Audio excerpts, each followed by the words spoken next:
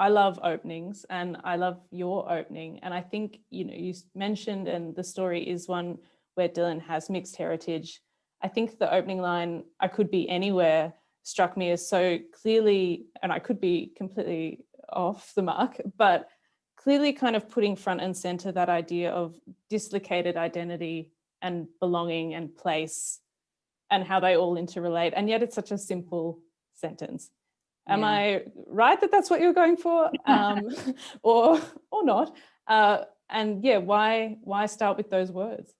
Yeah, that's a really, and you are right. You're absolutely right.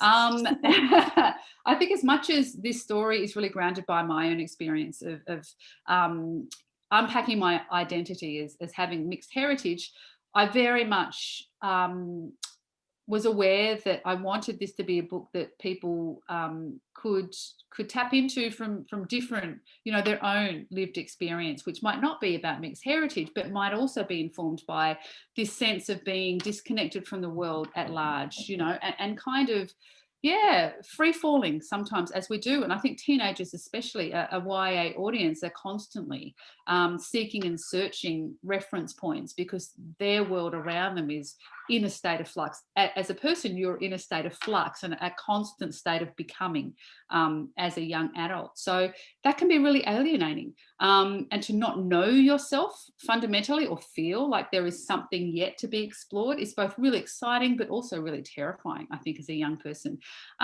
So that's, yeah, I had hoped to be able to speak to a wider audience about what those feelings are, and how it is that they, can emerge through a various, a really kind of disparate set of circumstances. And there's so much in that. I guess I've read some of your other work where you spoke about how you wanted to, I think the phrase was, write yourself out of obscurity and give other people the tools to do that. For someone who maybe hears that phrase, has read your work and goes, awesome, that sounds like something I want to do, but how do I actually do it in a day-to-day sense? Yeah. What advice would you give them? Yeah. I guess for me, my rite of passage was realizing that I wasn't alone. And for a long time, I wrote feeling very isolated. And I think that's easy to do when you grow up and you see the faces on your screens, and in the things that you read and the things that you see don't necessarily reflect who you are or what your history is. But if I was to say anything, it is that we are with you, and there are a myriad of possibilities out there, yet to be explored. And I'm 45, and I feel like I'm just beginning.